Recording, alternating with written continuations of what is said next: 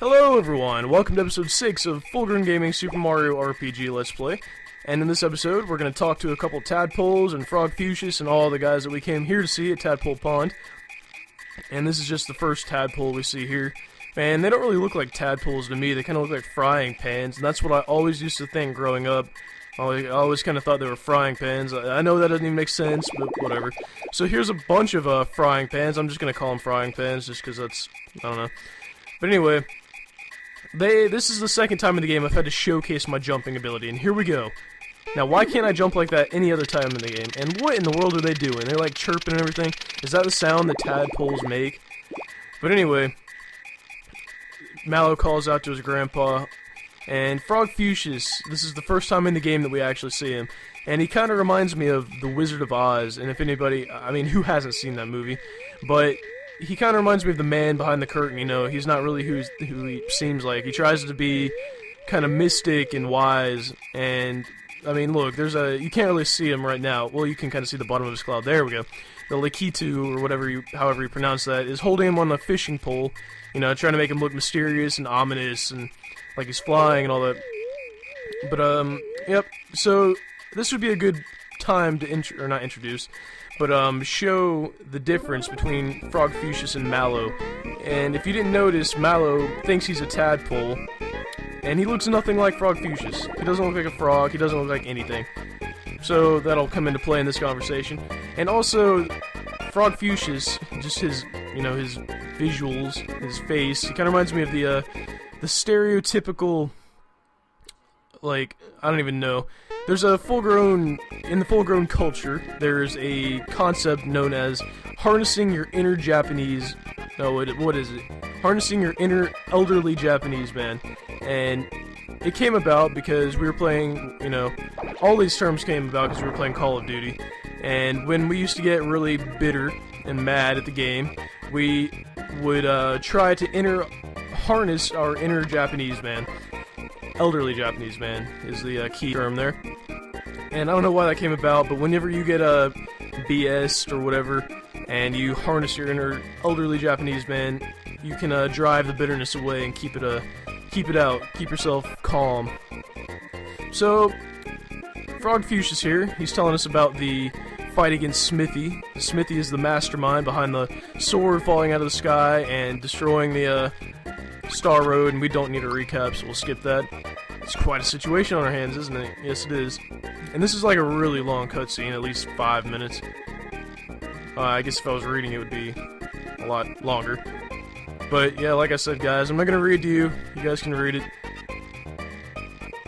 So, we're about to, probably about to finish it up here. I'm only a simple tadpole. This adventure isn't for me. That is like the key to Mallow's story. This is where it gets kind of, not really sad, but he's kept this from him until now, but you're not a tadpole. See, that is exactly why Mallow looks nothing like Frogfucius. And look, everybody else is all surprised, but how can you really be surprised when they look nothing alike? He doesn't even look like the other tadpoles or anything. So, apparently Mallow's backstory is that, you know, he was sent down from, well, I'm going to keep that kind of a secret, but we will figure it out later in the game. But Frogfucius kind of found him drifting down the river here, and it must be from the Midas River, because this is a pond, and I guess you couldn't float into here. But it kind of reminds me of the story of Moses, actually. He was like shipped down by his mother and father down a river, or whatever, however that story was, I don't know. So Frogfucius apparently wants to talk to me privately. His magic is handy. Basically, and I'm just going to say this, we do get Peach later in the game. He's not really all that useful. He can be pretty useful sometimes, but Peach will turn out to be a much more potent ally than Mallow will as far as magic. His is more like attack magic, and hers is more of like support, but she's more useful.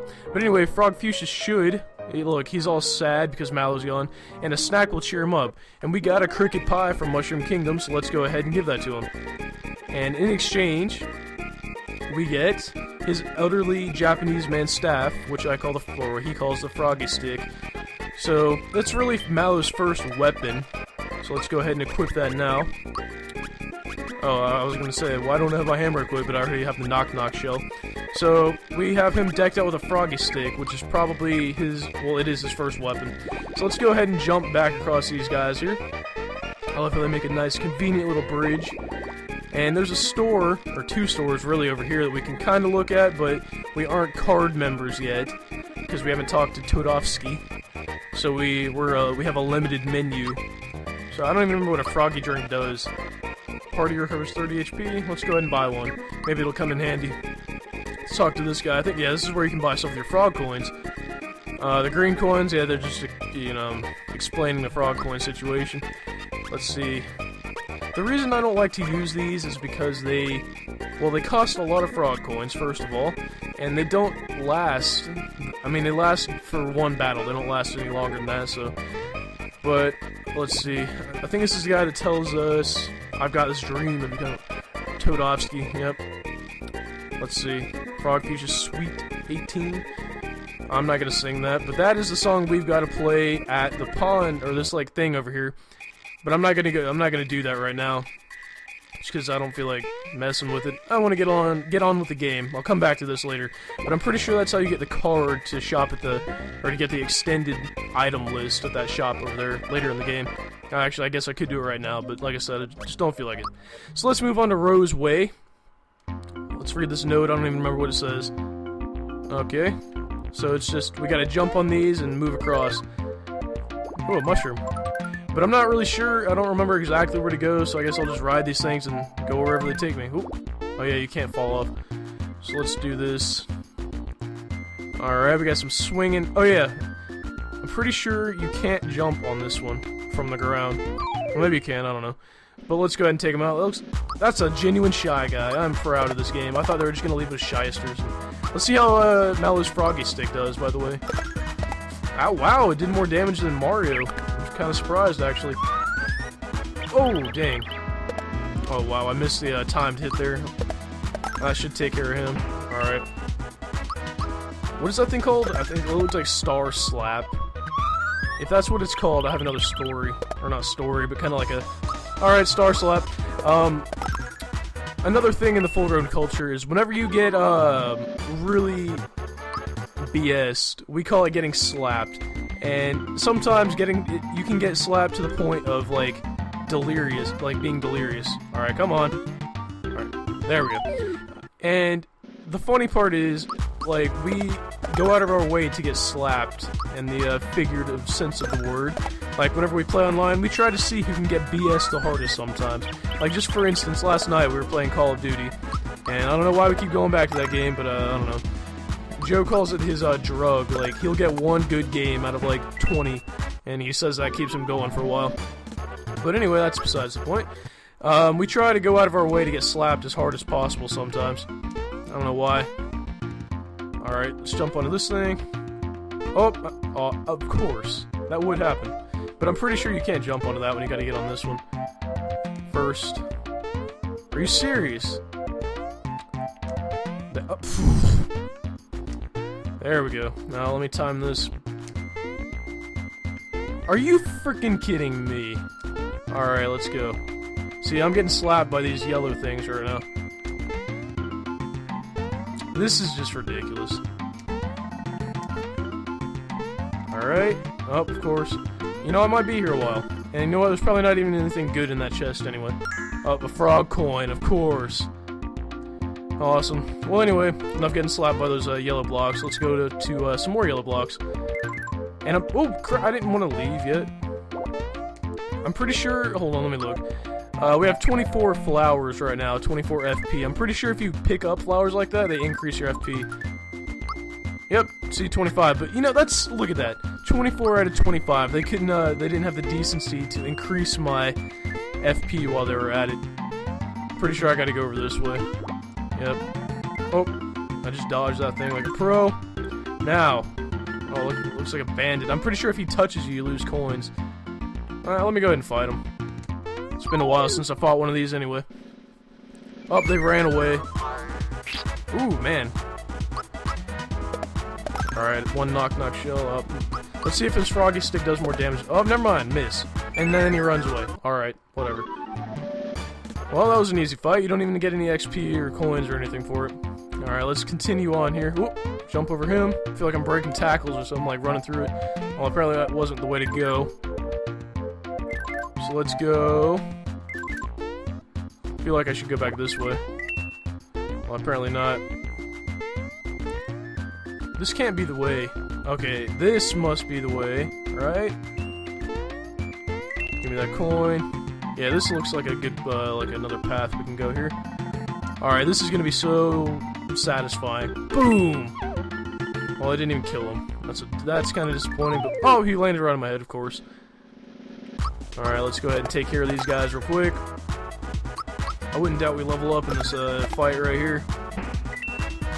Alright, let's get slapped real quick. Boom! See, I can't even dodge it, but it only did 1 damage. Well, that's kind of weird. Why would it only do 1? Well, I'm not complaining. Alright, that should take care of him, and we can get on with our little merry way here. I want to get to Rosetown before the end of this episode, which we're really close. Oh, hey, we did level up. That's really good right here. We learned Super Jump. We'll be using that in the next boss fight. Now, I want to go ahead and use this on... let's see, what do I want to use it on?